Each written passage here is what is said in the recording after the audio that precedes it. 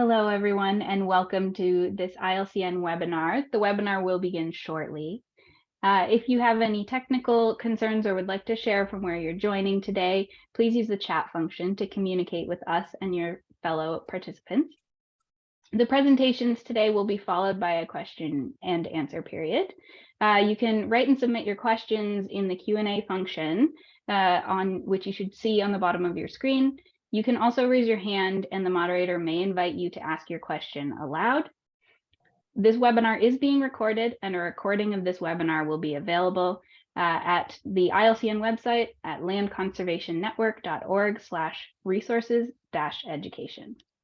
With that, I will invite Chandni Navalka, the Associate Director of the ILCN, to introduce our webinar.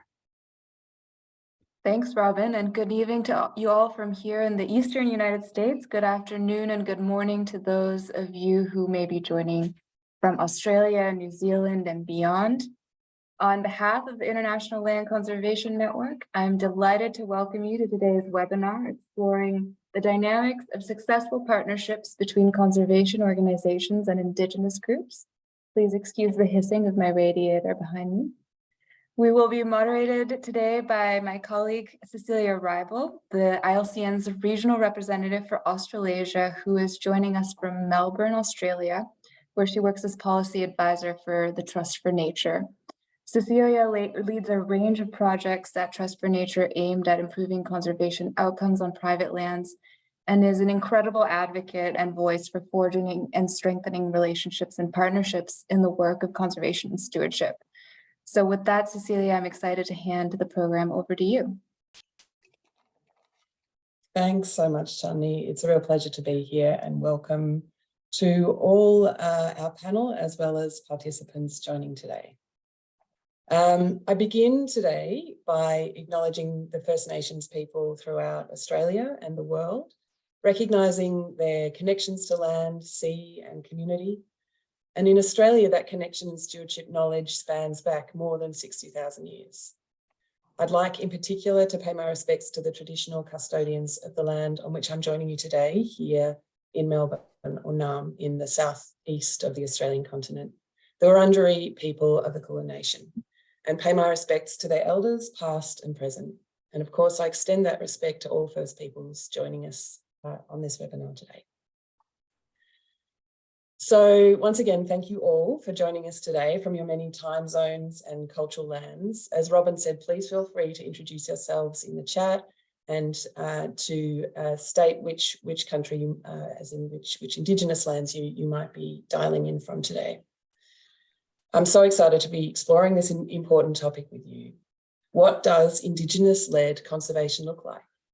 How can those of us who are working in nature management, in restoration and in land handback learn from our traditional custodians? How do we partner effectively? This session kicks off a webinar series that's going to continue next month. And if today is about how we partner effectively, our next webinar is about what land management practices are being used in Indigenous managed landscapes, what uses and values are being protected, and what mainstream conservation organisations can learn from these approaches. I'll invite Robin to share a link in the chat for registration to that event as well. So please feel free to go ahead and register for that. So of course, what we're tackling today and next month are huge topics. And of course, we can only hope to scratch the surface of those in 2 one-hour sessions. We hope, though, to spark some important conversations and encourage new networks to form around these. I don't know about you, but for us here in Australia, it really feels like a renaissance of engagement around this topic on the ground, at all levels of government and in the policy space. So I say the more we connect and listen and learn, the better. My feeling is that a lot of these conversations are growing around a new understanding that the land that has been owned and managed by Indigenous cultures results in nature being in better shape. A major UN-backed report says that nature on Indigenous peoples' lands is degrading less quickly than in other areas. And to borrow the words of Dean Sanders, a Warumi man from New South Wales here in Australia, my peoples are part of a global community of Indigenous peoples who have nurtured the land, carved story in it, sung and danced and cared for every inch of its vast landscape as ecological scientists and nature resource managers since time immemorial. We hold that we are of the landscape. But the history of our globalizing community and the social, political, and economic systems that underpin it have brought us all to the precipice of systemic collapse. The circumstances are more urgent than before. The context is more complex. But just as it's always been, the answer lies in a better understanding of nature, a better relationship with our landscapes, and, as ever, it's the knowledge and sense of responsibility of Indigenous people as custodians of landscape that best place them to help everyone come to a proper relationship with nature, with Nayeri Bare, her mother. So today we look forward to hearing how traditionally white conservation organisations can learn from and integrate this deep cultural knowledge, how they can effectively partner with First Nations people, and how best to build capacity for Indigenous leadership. We're lucky to have three wonderful speakers joining us today from Australia and the US, who will introduce themselves and provide some reflections about their context, and then allowing time for a decent Q&A discussion afterwards. And again, as Robin said, please put your questions in the chat and upvote those.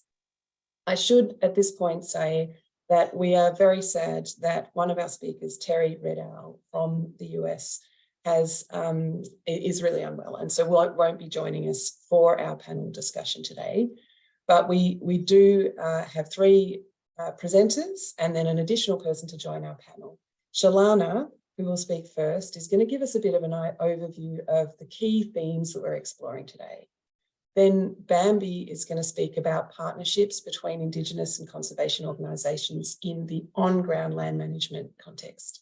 And then finally, we're going to hear from Emily, who'll be joined later by Heather, to provide insights on the land transfer process from conservation organisations across to Indigenous groups. So thank you all for your time, for your attention, and I'll now hand over to Shalana. Thanks very much. Thanks so much, Cecilia. It's wonderful to be here with all of you. My name is Shalana Da Silva. I'm an independent consultant and a steering committee member of the California Landscape Stewardship Network. I live in Oakland, California with my family on the stolen lands of the Muwekma Ohlone. As Cecilia mentioned, I'm going to provide a little bit of context setting, hopefully, for our discussion and our panel today. I'm hoping everyone can see my slides. Great, I'm seeing nodding, thank you. Solidarity in action, what does that mean? Basically what I'm hoping to talk about today and begin to start answering questions around is how can justice, equity, and belonging inform the work of conservation and stewardship and lead to better outcomes on the ground? Beyond what we all, I think, understand as a moral case for considering these questions, we actually can make a case for improved project outcomes, more durable partnerships, and more resilience for the human communities that our work benefits, as well as the animal kingdom, our non-human kin. Apologies, there we go. This artist, his name is Chiara Asu. I wanted to share this image because I find it really inspiring. As we know, science and our own lived experiences tell us that there is actually another way to do the work of conservation, new approaches, different ways of being while we do this work. And oftentimes it's really about just giving ourselves the permission to think outside of the box, to rewrite the rules, and to forge new pathways in partnership with our local Indigenous communities and other communities who benefit from our work. Frankly, there is no one else in conservation and stewardship who's going to make this work more inclusive, more culturally responsive. It's just up to us. So I like to think about this message that we will together grow just futures. Before we get into things, though, it's always really good to make sure that we have the same ideas and concepts in mind when we use some of the words that come up in this context. So I wanted to flash this on the screen. These are three terms that I may be referring to in our presentation, and likely we'll talk about a little bit in the panel discussion as well. Decolonization. There are many ways to define this. I like to think of it as a practice, but also a way of thinking that recognizes history and also seeks to reclaim physically, spiritually, and mentally what has been taken through colonialism and what has been extracted. Cultural relevancy, sometimes we hear the term cultural responsiveness as well. These are sort of synonymous, but this is when one effectively reaches out to community using tools and approaches and practices that are relevant to the community of concern. So you're trying to address diversity and inclusion and create a sense of belonging by meeting people where they are, frankly. And then collaborative conservation. I know many of you participating in this webinar feel that this is the sort of rubric for your work. It certainly is for mine. There are probably many ways to define this. I like to think of it as cross-boundary shared effort to protect and restore nature, but using holistic models that also attend to social, economic, and community concerns. And there are many examples of how these three different concepts get deployed in our work. And we can talk about that as I go through these slides, but also you'll be hearing examples of this come to life through our panelists' presentations. So I wanted to share this cartoon for those of you who may not be able to read it. There are two adorable mushrooms on the screen, and one says to his friend, "I can't do it." And the friend says, "You're right, you can't do it alone." The reason I wanted to bring this cute illustration here is because from a non-Indigenous perspective, this work is really complex. It contains a lot of opportunity, but also a lot of vulnerability. And it's a broad topic. There's policy issues, there are land use issues, there are funding issues, there are capacity issues that implicate our ability to stand in solidarity with Indigenous communities and that challenge the work. And it just can feel really fraught, but we're not alone. And in fact, we have folks on this panel who provide some expertise, who can help us wayfind on our journey as we try to stand up these partnerships and make meaningful change in the work of conservation. I mentioned this before, but science, rigorous scientific studies have shown that better outcomes and more durable results on the land can happen when traditional ecological knowledge is applied and when the inclusion of community perspectives is attended to. So I guess this is just my way of saying, as a field of practice, we really need to continue to come together and to make sure that we involve the people who originally stewarded the lands and the people who benefit from our projects in our project and program design. And to that point about the fact that we are all in this together and should be able to rely on each other and through the complexity of this work, there are many roles, there are many ways to participate in building a more collaborative and equitable conservation field. You don't have to be a community organizer, an Indigenous person, or an expert on cultural issues to make a difference in this regard. This image comes from the Building Movement Project. And it's basically, I like to share this slide with folks because it's helpful to remember that we can each contribute to this change without being an expert necessarily, that there are roles for all of us. So you'll see here on the screen, there are network weavers, there are those experimenting, there are the frontline responders, so people who are really attending to community needs and issues, storytellers, caregivers. These are all different ways of being when we think about creating partnerships for Indigenous-led conservation. So I want to spend a little bit of time trying to answer the question, what does all of this look like in practice? So the image that you see on your screen is of the Mauna Kea Observatory in Hawaii. I'm sure, and then the image on the right are two Indigenous people praying at that site. It also happens to be a sacred site. And I'm sure many of you have seen in the news, this has been over many years, a lot of protest and strife around development proposals around the observatory site on this mountaintop. And after many years of advocacy, there is now a governing board with Indigenous representation, and they will co-manage the observatory site with the University of Hawaii. Here in California, Our state parks department is the largest in the country. They have renamed a park unit to its original Yurok people's name of meaning. They've created a co-management agreement with the Yurok peoples to restore and steward state parks lands, and have enlisted local indigenous communities to take over management of a visitor center.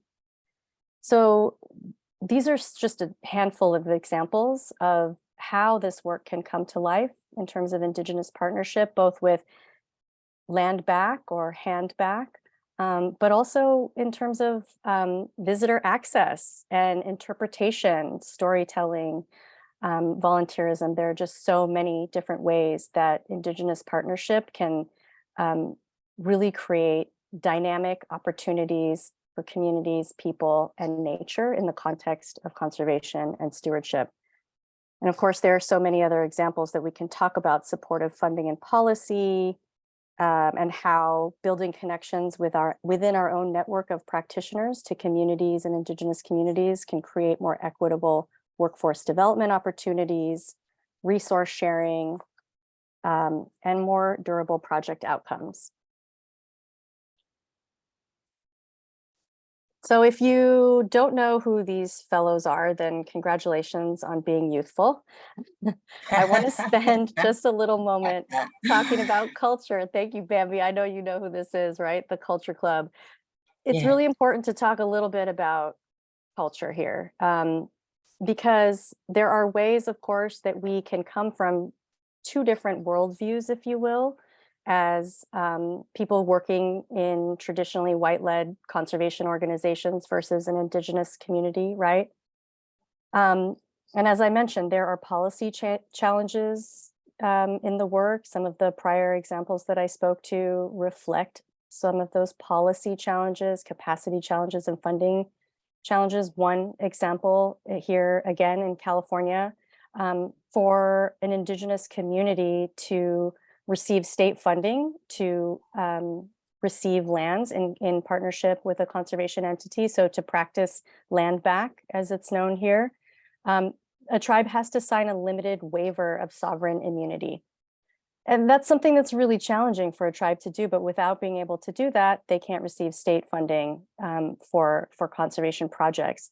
And I really try to think about these policy snags as, rather than an immovable object that just cannot be solved, as actually a window into a potential new approach, right? We can look at that problem as an invitation to say, how can we fix this? How can we look at conservation projects through the lens of a rights-based framework, right? A human rights-based framework. But sometimes there are simply culture clashes. And I think it's really important to just understand and really name the fact that we are often from two different cultures with different motivations, different ways of being. And to name that and understand that and see that, then we can begin to think about how we can come together and create change.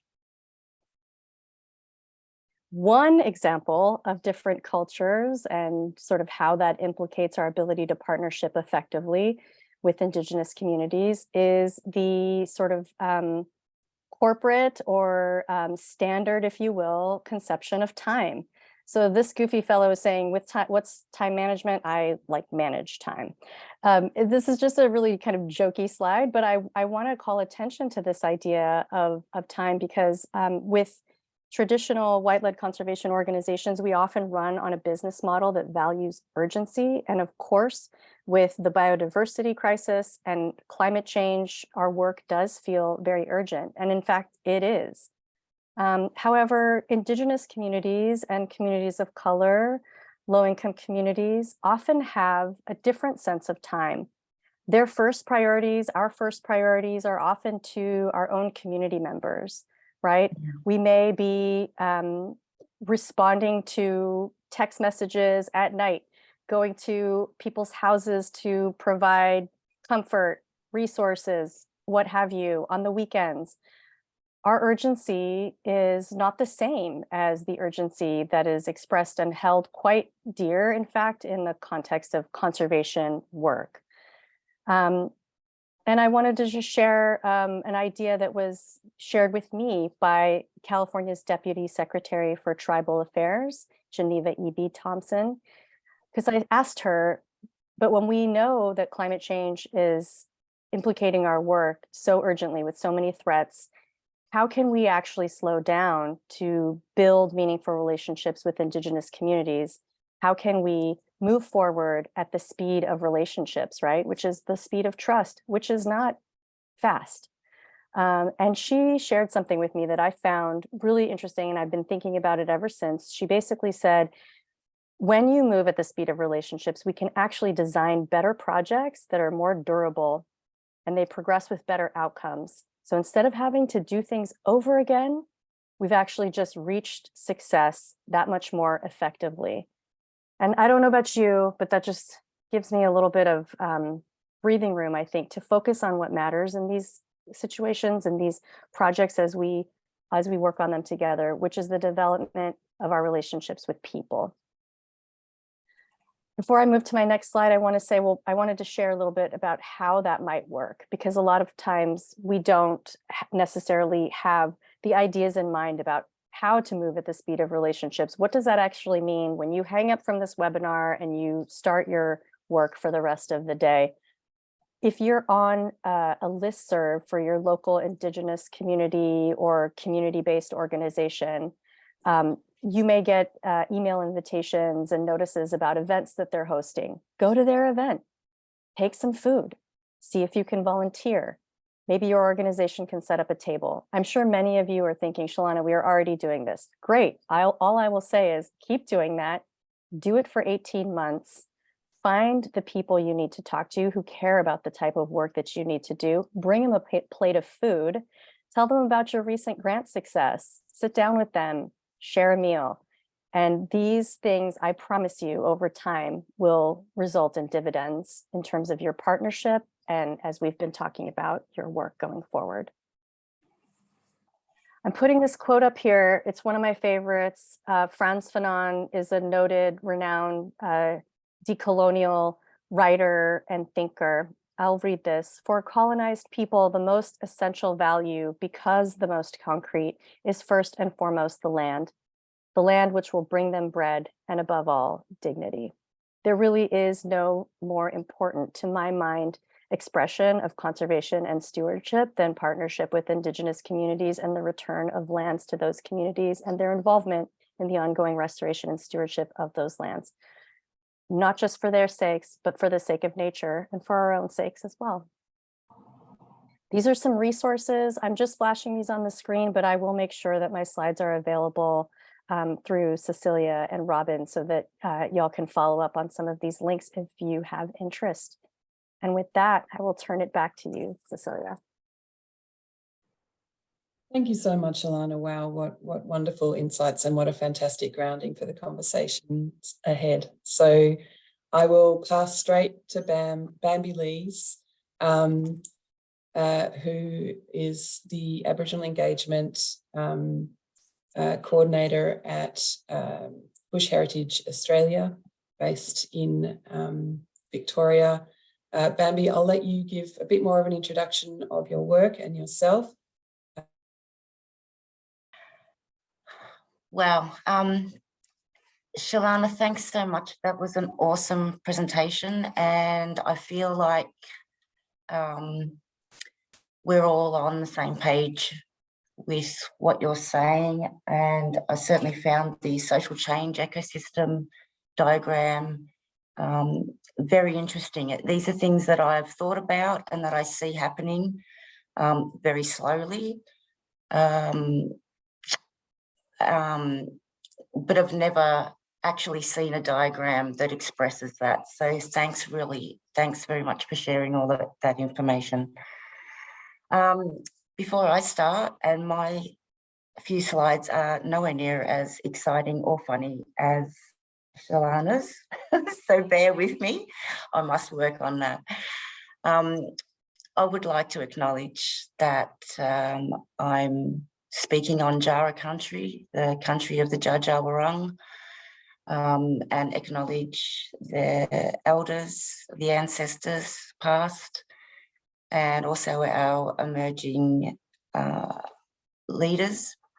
And also just welcome and acknowledge all the First Nations that we have here in the webinar today.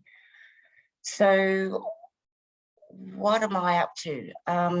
I am a Torres Strait Islander descent person. I'm part of the stolen generation.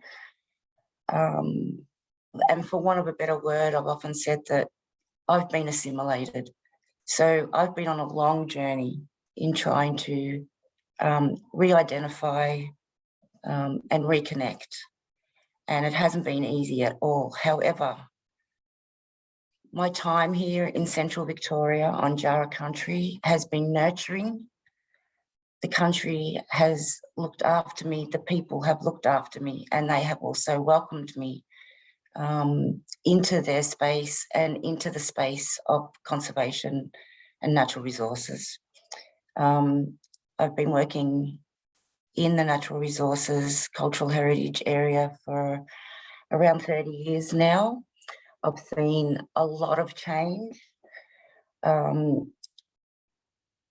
Surprisingly, particularly in legislation, in terms of recognising the rights and interests of traditional owners in this state. We've got some of the strongest cultural heritage legislation protection in Australia, in Victoria. And but in saying that, we haven't had the action on the ground. So for all the change in legislation, we haven't made those systemic changes, as changes in the systems, changes in our frameworks, changes in our attitudes, nor have we made huge steps in our understanding in terms of being able to work together effectively. So that brings me to a project that we're working on at Bush Heritage here in Victoria with the Jara people. And it is a planning project. We are devising in partnership with the Jara people a strategic plan for all of our reserves here in Victoria. We have 7 reserves, with only quite recent, in the last 20 years or so, that Bush Heritage has acquired land in Victoria. And that land is, our reserves are quite a mix of some patches of remnant bush forest with fantastic biodiversity and some amazing endangered species. And so, you know, we've generally always applied the Western science to how we manage and conserve and restore landscapes. And we've done it generally in a parcel by parcel way, rather than looking at larger landscapes and looking at connectivity. So the plan that we are working on is called Warrika Gold Canoe, and that is in the language of the Djadjawurrung. And Warrika Gold Canoe translates to yarning, and yarning together, Warrika, to yarn, to talk, and Gold Canoe is translated to build together and make together. So with our talking, truth-telling, and building that relationship, rather than using our existing systems, but sitting down and having conversations, we are looking at a way to work together to heal country. So it will be the strategic plan for the landscape that we are managing, our priority landscape here, which is the Karakara Wedderburn landscape. That is the landscape that our reserves are sitting in. And all of the plans, all of the planning, reserve plans, fire plans, the ecological plans, the monitoring systems will all fall out of Warwick Gold Canoe. So we're really placing this this format, this framework as number one, as being the guiding principles. And we're really turning our Western systems and our Western frameworks upside down and inside out. So it's been really interesting. It's taken time. And I will say that Bush Heritage is actually funded by donations as an NGO. We don't get a lot of state government money, although we can be supported by government agencies in kind and with knowledge. But Bush Heritage is an organisation that is supported by good-willed people and people who are wanting to see change, and people who are also supportive of the way in which we work with traditional owners, and the fact that we are trying, and we're doing it here in Victoria, putting First Nations front and centre. So we have started planning, and basically, you know, the logic, the threats, the strategies will all come out of conversations rather than applying the standard conservation frameworks. And in doing so, we're finding lots of shared knowledge, shared values. And so we're finding that we're not that far apart in terms of what our values are and what we want for country. So it's a really great process to actually bring people together and bring people into the same space, to allow space, to make space, to have these conversations and to realise that we're all heading towards the same goal. So with Warwick Gold Canoe. Sorry? Minutes, if that's, sorry to interrupt, just a couple of minutes, if that's all right. Yep. Yep, all good. Okay. Okay. Just giving you the just giving you the 2-minute call. Oh my goodness. Okay. Next slide. Next slide, please.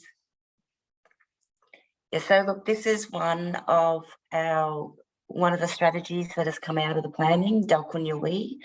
It translates to healing fire. As you would probably all know, Australia has had some really large fires, devastating fires.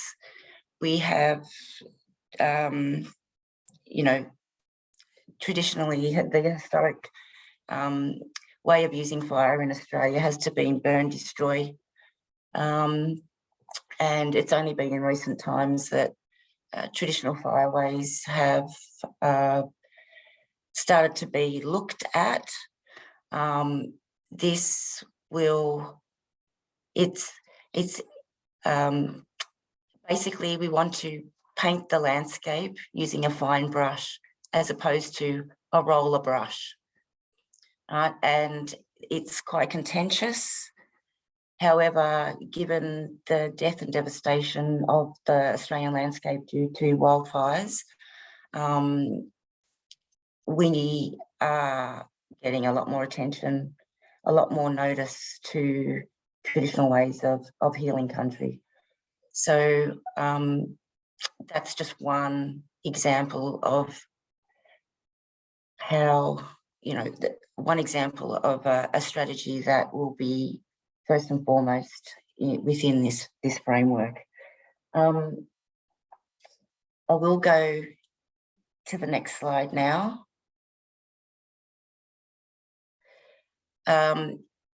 Again, this was around getting people back on country. And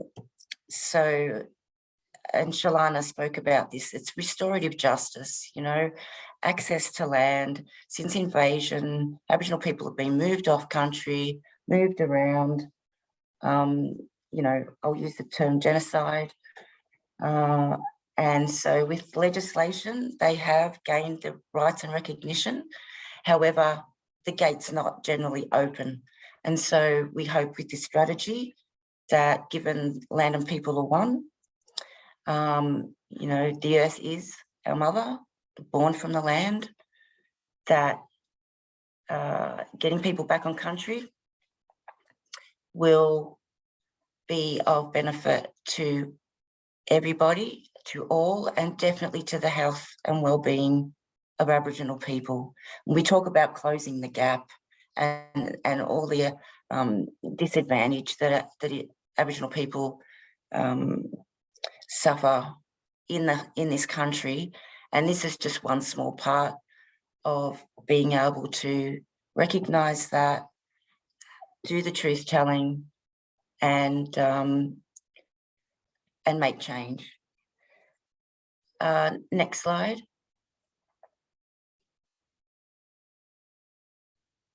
So having people on country, traditional owners speak for country, country speaks to traditional owners. And so in terms of best practice and how to have the best conversations, we do that on country. And every time we do that, there are inspirational words that change, that make change. You see light bulbs go on. It's a different language. It's poetry, and it's not something that the non-Indigenous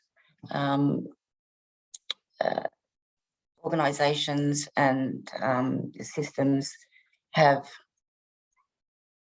really listened to before or heard. So it really is about listening, and deep listening. And so I guess my role largely is about translating and facilitating those, the coming together, the having the conversations in a safe way, being able to mediate, if you like, in order to find that common ground. When we talk about partnerships, I like to change that to relationships. Traditional owners are not going away anytime soon.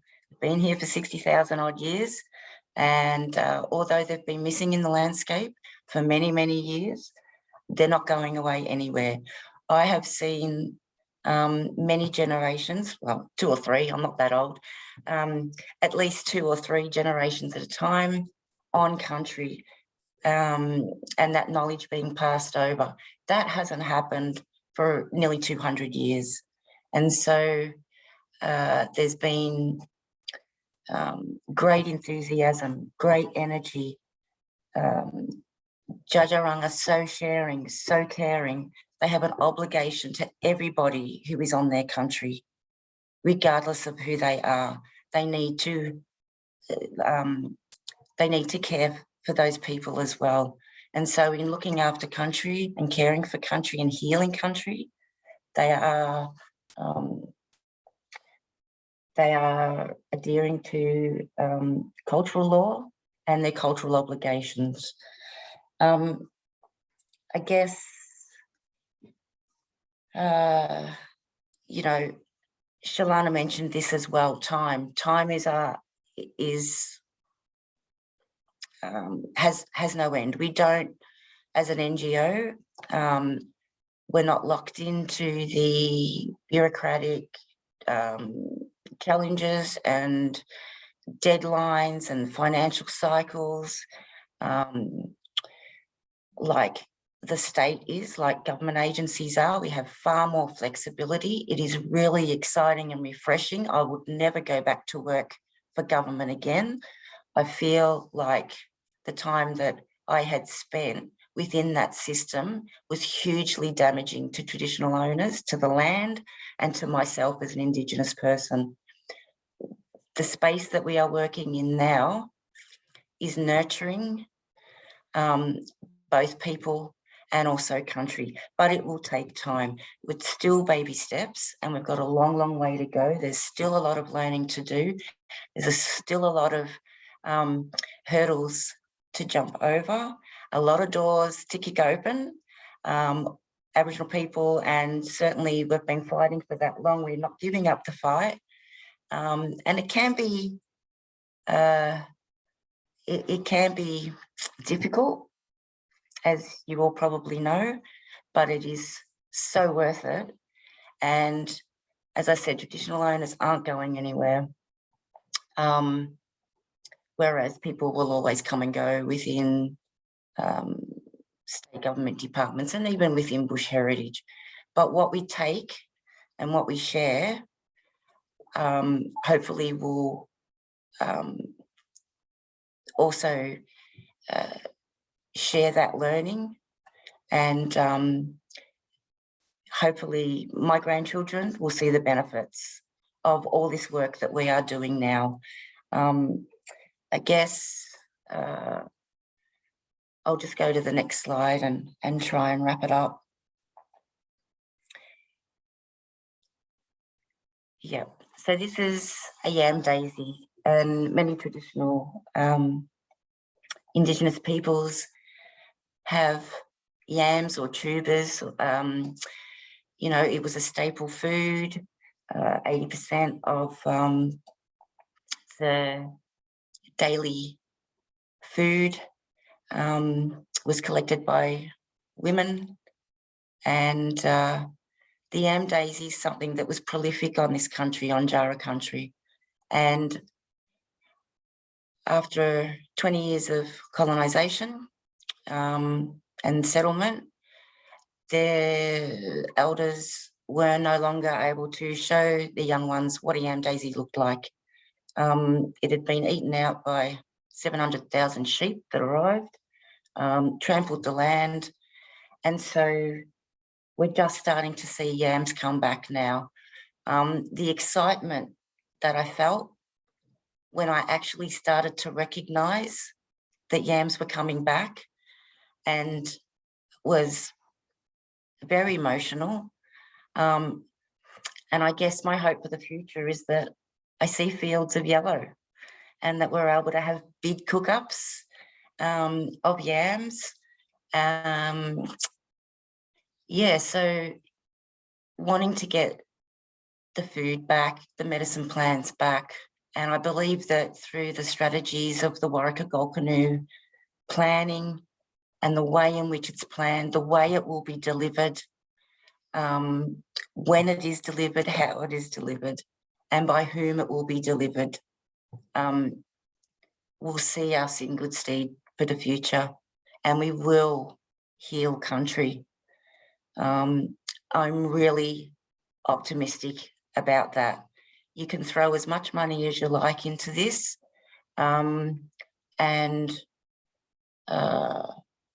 but it doesn't actually translate to action on the ground.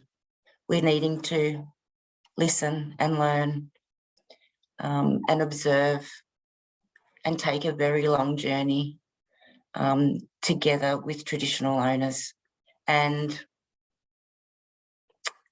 I guess Western science is just scratching the surface with this and just starting to become inquisitive.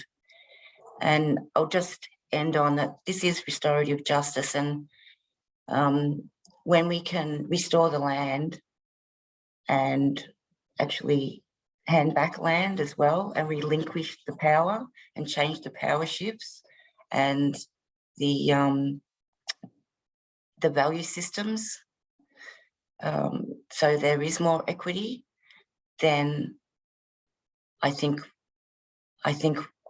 you know, change will come and we all will benefit for that. So that's it. Thanks so much, Van. Wow, a lot of ideas and things to unpack, which we are going to do in the discussion.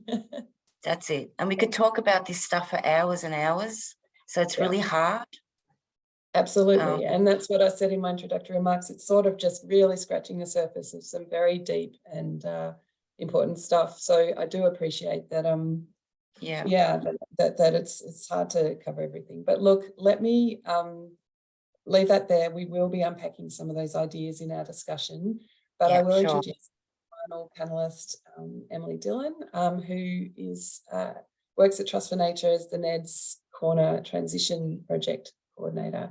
We're also lucky to have Heather Bilth with us, who has worked very closely with the First Peoples of the Millewa Valley Aboriginal Corporation. So hopefully Heather can also pipe in with some comments, if not during the presentation, then during Q&A. Over to you, Emily. Thanks a lot. Thanks very much, Steph. So I'd just like to begin by acknowledging the First Peoples of the Millewa Valley, the Latchi Latchi and Nte people, as the traditional owners and custodians on the country in which I've been working. I'd also like to pay my respects to the elders past, present and emerging, and really recognise the ancient connection that they hold with their country. I'd also like to pay my respects to the elders and communities whose countries we're all meeting upon today. I'm coming to you from kind of cold and sunny Ngunnawal country around Canberra. So my name's Emily Dillon. I'm the NED's Transition Coordinator and have a background in archaeology and cultural heritage management in both the government and private sector. And I've been working for the Trust for about the last 6 months on the NED's Transition Project. So today I thought we would just very quickly run you through what NED's Corner Station is, the planned transition to the First Peoples of the Millewa Valley Aboriginal Corporation, and then just a few reflections, because we are slap bang in the middle of this process, around what has worked and what's working for us, and maybe some sort of challenges that we're facing. So I might just jump to the next slide if I could. Ned's Corner Station is a 30,000 hectare conservation reserve on Nte country in far northwestern Victoria. You can see in the map here that it's bordered by the Murray River up to the north and surrounded by the Murray Sunset National Park, and forms a really important part of the broader cultural landscape for the Nte people of this region. The property features a number of really significant cultural heritage sites, including ancestral burials, scarred trees, stone tools and shell middens, but also some really significant intangible cultural heritage associated with these lands. So the Trust, Trust for Nature acquired Ned's Station in about 2002 with support from the Australian Government National Reserve System and some really generous philanthropic funding. And the property has been subsequently managed as a Trust for Nature reserve, which forms part of the Australian Protected Areas Network under the NRS. So since we acquired the property, and in really close collaboration with traditional owners, volunteers and donors, we've really transformed the landscape from what was a really heavily degraded grazed property into the pretty amazing conservation reserve that you see today. I should have put a 2023 comparison in here as well, but if you jump to the next slide, there's another example. It's now home to over 1,000 different species, including 77 threatened plants, 24 reptiles and more than 120 different types of birds. And Ned's Corner and the surrounding areas in flood currently, with the flooding through this region. And I have to say it's been amazing to see water coming back into this landscape and the sort of amazing sort of biodiversity that's come with that. While this sort of part of the world is never particularly green, it's certainly the greenest I've ever seen it, which has been wonderful. Following the establishment of the First Peoples of the Miller O'Malley Aboriginal Corporation as the registered Aboriginal party for this part of Victoria, the Trust, we entered into an MOU with the First Peoples in July of 2020 to really acknowledge our joint interest in the property. And as part of this, land transfer was identified as a really strong ambition of the First Peoples. And in February of 2022, the Trust for Nature Board announced our intention to transfer the land back to the First Peoples. So on the 10th of May in 2022, the former Minister for Energy, Environment and Climate Action joined traditional owners, the First Peoples, and Trust for Nature out at Ned's. And this is quite a nice photo of Uncle Norm here with the former Minister, in order to formally announce the land transfer, which is expected to be completed in February of 2024. So I'm very cognizant of the fact that the clock's ticking here. So Trust for Nature really is moving in this direction as we acknowledge the need for traditional management approaches in order to protect country, and really the role that private land conservation can play in promoting the interests and rights of Indigenous communities in this space.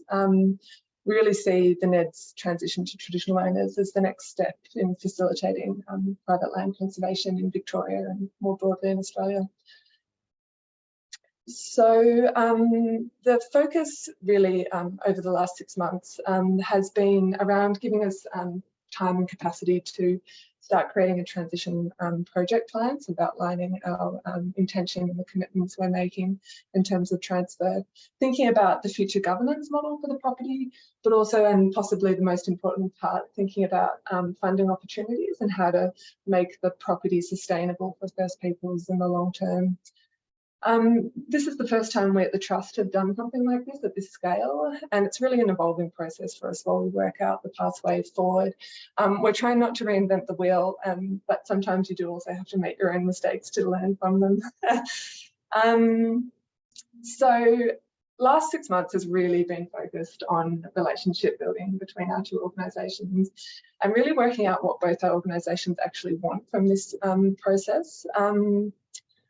And I think really identifying where our boundaries are in our hard and soft lines and what's open for negotiation and what's not.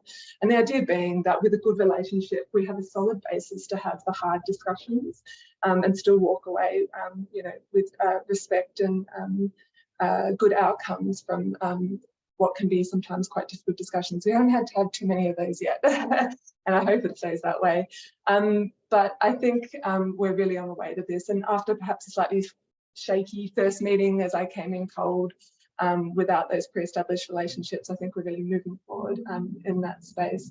It also helps to have had a really solid group of very dedicated people working on this, with us all really breaking down barriers between our organisations. And I've been really welcomed into the First Peoples community. That's extended right from our works crews on the ground through to our executive and the board. We've tried to be really consistent in the messaging that we're using and really following through, like doing what you'll say you'll do and actually demonstrating that we're serious in this space. Another big one is around listening rather than talking and taking the time to do that. And it's something I sometimes struggle with, but people have been very patient with me.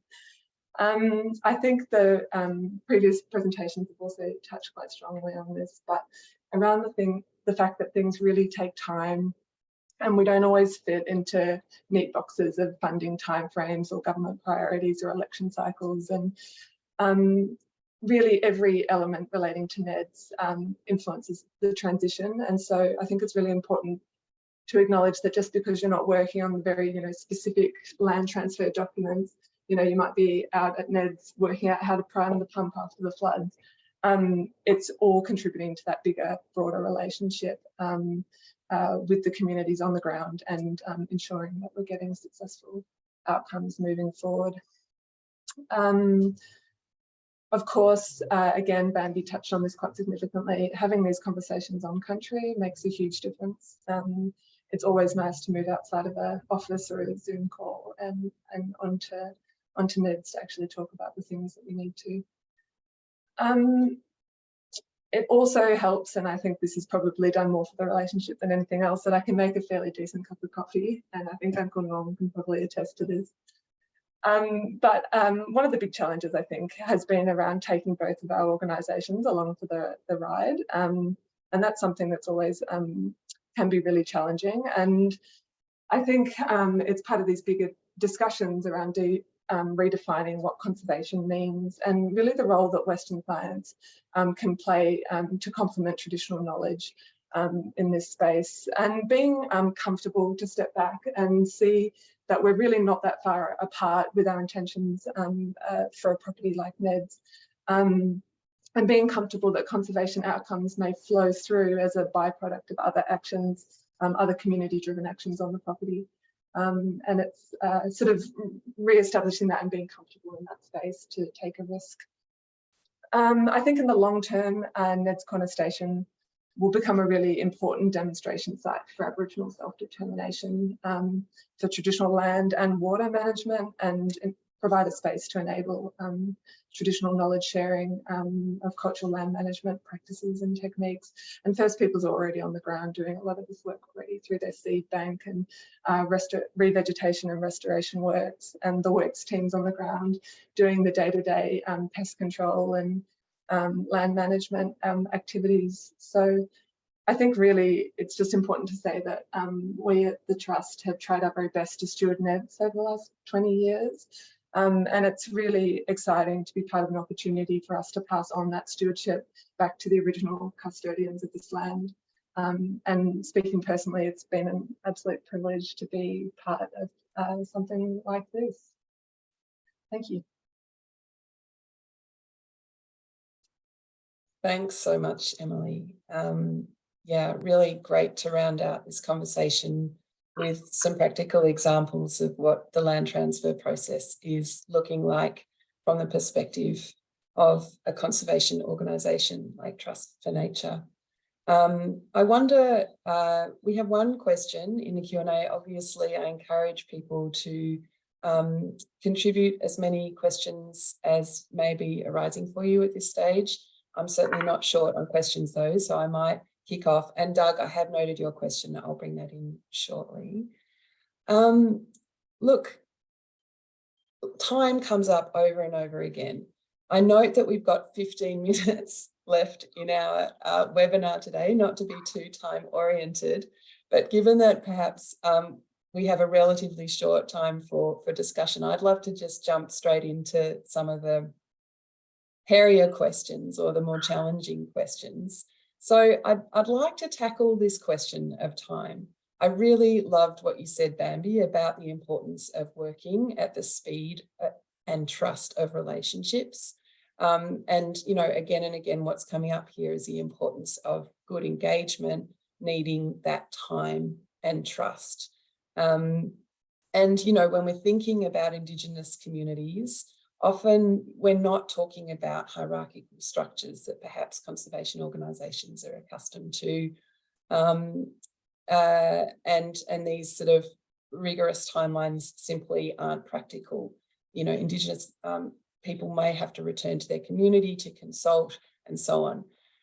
But how can we, in a practical way, reconcile some of these realities with the systems we're working inside? You know, how can we do that when there is a limited grant round or project timeline?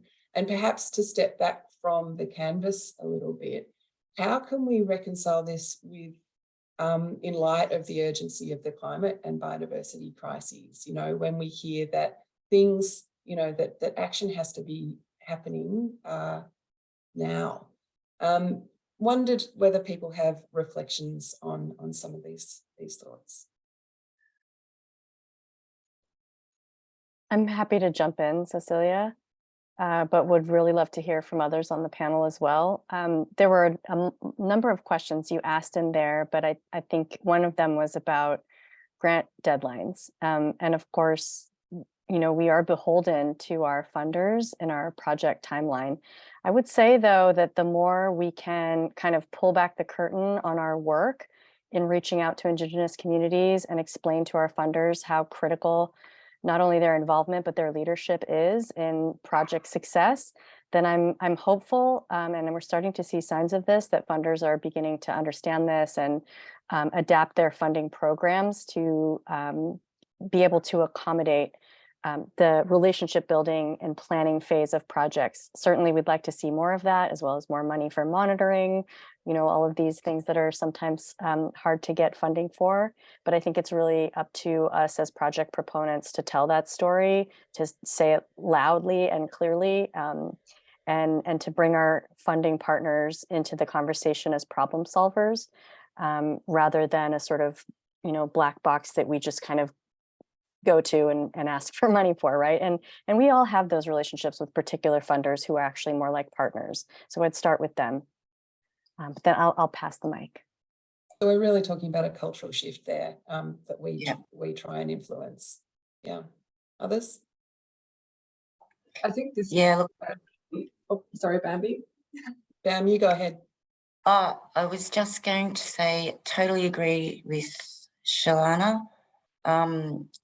We've had a similar conversation with our funders, and I was, I guess I was quite surprised in the way that they acknowledged that and were able to be flexible. And so, yeah, we have the conversation. I get surprised a lot with people's responses and reactions because I'm so not used to seeing it. But given their understanding, I was very lucky that they did have an understanding and a personal understanding as well. This wasn't about, the system or the organisation that, they were representing. This was about their own personal will and understanding, bringing that into their workplace and being able to fit it in to their framework and their systems. And so, they're going to be change agents within their own funding bodies as well. So I will never hesitate. I won't hesitate to have those conversations now. And I do see it as an opportunity to have a broader conversation and talk about time and talk about the importance of the outcomes. And, our funders got it. Yeah. And so then related to that is, and Bam, you sort of talked about Wareka Galkangu, about this importance of talking, building together, making together. We're hearing again a lot from you guys around the importance of listening and of this sort of very relational approach to decision making. Can you drill down, any of you, into some examples of what good listening looks like and what poor listening looks like? I think it's about being present in the space. And I think it comes back to the time element, taking the time. And I think Shalana touched on this around being present and attending meetings and attending community events and spending time on country with people, I think. I think that is the best way to sort of establish yourself within that community and allow you to have those kind of conversations. Certainly that's been the case with NEDS, and every time you spend more time out there, the relationship develops or changes or gets better. And I think that's really the only way that you can go about it, and it's hard as an organisation coming in when you end up with relationships based on individuals, but it is, I think, some of the clearest ways to get the outcomes that we actually want as organisations as well. Heather, I don't know whether this is the point at which you'd like to introduce yourself and make any reflections, whether on that question or on bigger picture points. Thanks, Cecilia. Hello, everybody. I'm Heather Bilth. I've worked with Aboriginal corporations for a very long time, 20 years probably, and I'm a landscape archaeologist. So I joined the first people of Milawa Mallee in 2021, just when they were working towards gaining back their country. And I think I want to say that there's like two different groups. There's the educated white people, the Western people that took the Ned's Corner in 1847, and then there's the traditional owners which have not had the benefit of education, and they've never known land coming back. They've only known the loss of culture and spirituality connection to that country. So what we've been working through is with Trust for Nature, and as it's like two different groups going along parallel, but eventually converging with this handbag of Ned's Corner. But the approach has been completely different. And I mean, there was a trepidation from the Trust for Nature to start with, absolutely. We've worked through that. And on the side of the Indigenous people, there was enthusiasm, joy, relief, but also no experience whatsoever in getting back their land. And as time has gone through, the 150 years or however long it's been, nearly 200 years, there's been a transition in the Western people who've owned the land, and there's been a realisation that traditional owners' knowledge is important and has to be considered. They've always known that. They've never been able to share it because no one was really interested. And now they're working together, these two groups, to try and talk the same language. And yet they've still got different ways of valuing that same country. There's a scientific appreciation of the species, and then the traditional owners just want to reconnect with their ancestors, their spirit, their culture, and that's why they want the land. So us working together, it's worked over this last year, and I thought that Emily did very well, reflected how we've been together. But we are working through as two different types of experts, and it's just so interesting. I do believe that the Ned's Corner handover will end up being a blueprint for future handovers, because we've had by, accidental or on purpose, we've come together and gone through this transition, and it truly has been a transition, individually, collectively, and a transformation, I believe, certainly for myself. And the traditional owners have learned to trust that they are going to get something back, but they still don't see it in the same eyes as the Western scientists see it, or the landowners currently. So this has been an amazing experience for all of us, and we'll get there. But yeah, so we mustn't forget that these are people that have just ever known generations of handing down of the loss of the culture and the spirit. So getting it back is tremendous, but it is full of trepidation for everybody, I think. Thanks so much, Heather. So many threads in there. And, wouldn't it be wonderful for the Ned's Corner transfer to become a blueprint for future land transfers?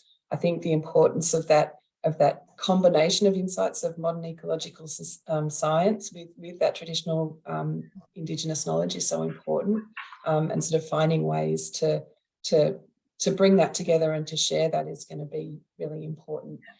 There are some questions coming in now. I just wanted to have a very quick reflection on what you said there about that idea of, that also this community is a relatively, the idea of handing over a 30,000 hectare property is both a wonderful thing, as you say, but it brings trepidation as well. And so there's a question around how we transfer power and resources to communities without then also imposing unreasonable pressures, whether they're financial or other. Whether anyone has some quick reflections on this before I go to a couple of questions in the Q&A.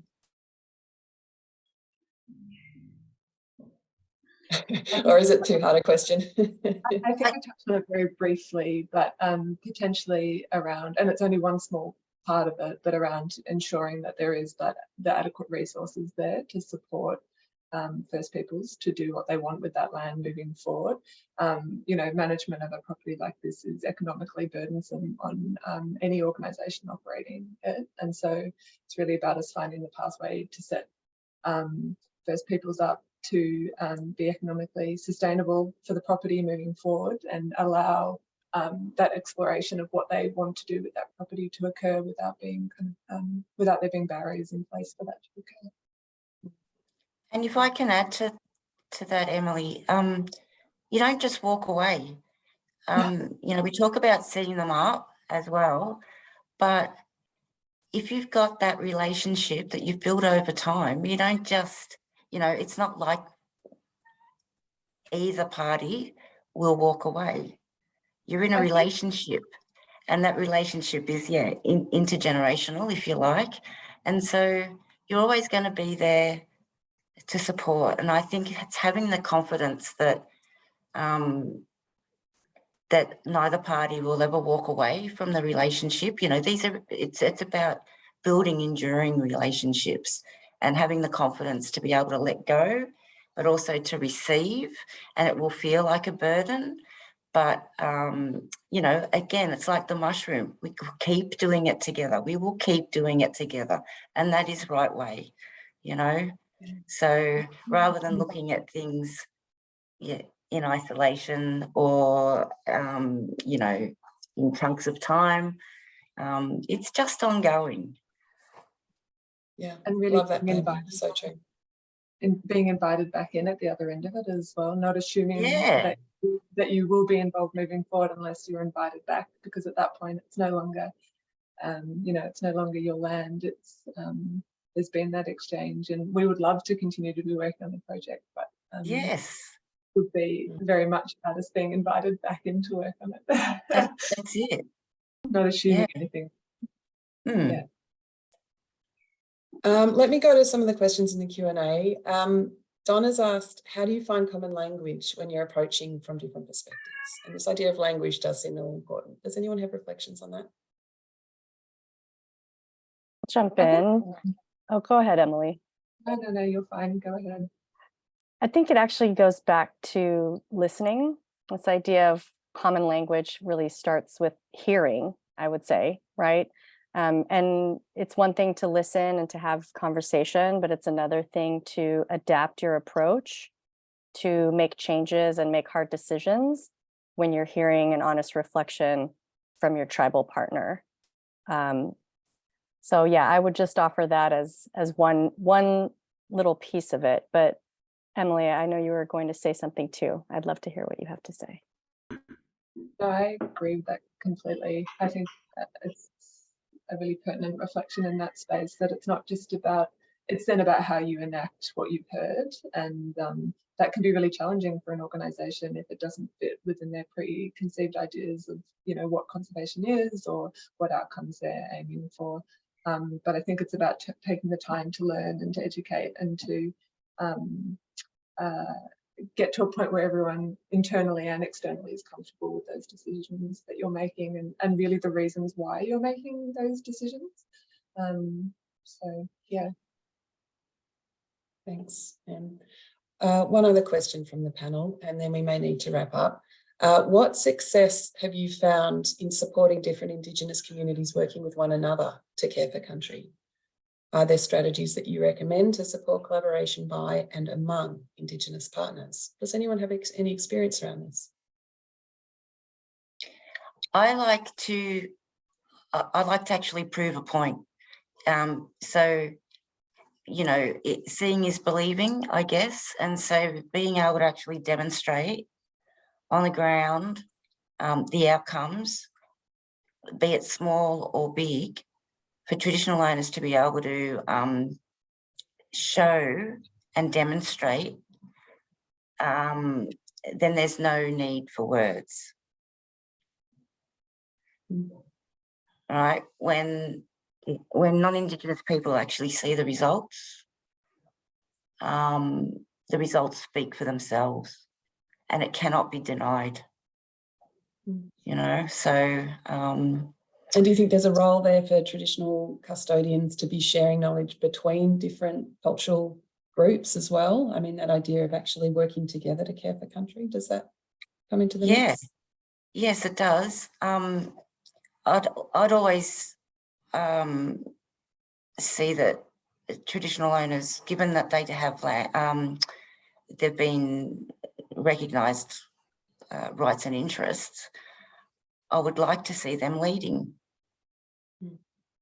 And I think that's the biggest fear, that there's either a lack of confidence in traditional owners' ability to be able to do that. It's sure there's, you know, in terms of resourcing and logistics and what have you, but we need to just, I suppose, appreciate that it'll be done in a different way. It's just a different way. I'm sorry to interrupt. We've actually, First People of Middle Mallee have been planning projects with Jarrah to grow particular grasses on the land, experimentally on both grasses, to bring back traditional grasses that use 30% less water to grow, and to actually look at the possibility of commercializing these crops for traditional owners. So we're doing that together, put in for funding. So it's just starting to happen, and I think, and with the Barenji Gadging group as well. So that's 3 corporations in Victoria looking to join up to share that, and it's the first time I've heard of that, and I'm really pleased. Yeah, we were a part of that. Yeah, wow, that sounds really exciting, Heather.